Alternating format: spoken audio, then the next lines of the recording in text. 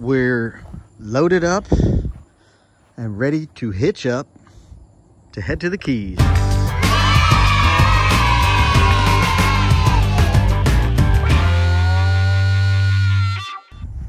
Well, it was a lot of work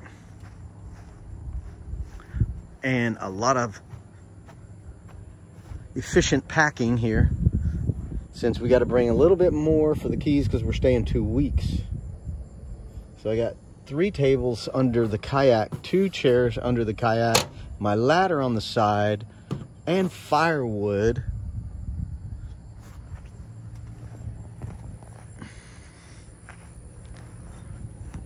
Floor jack, scooter, bug spray, doormats, ramp, kayak paddles, more chairs, artificial turf rolled up, anchor, some more pieces of firewood in there, more carpet underneath the toolbox.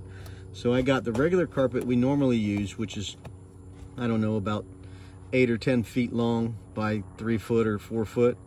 And then I got a bigger one that runs even longer, probably around 20 foot up under there, which is nice for, you know, longer stays. So that's what I got. And look at all that.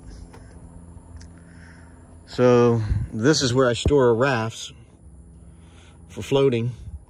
The big 12 by 12 canopy, some fins and masks and tarps.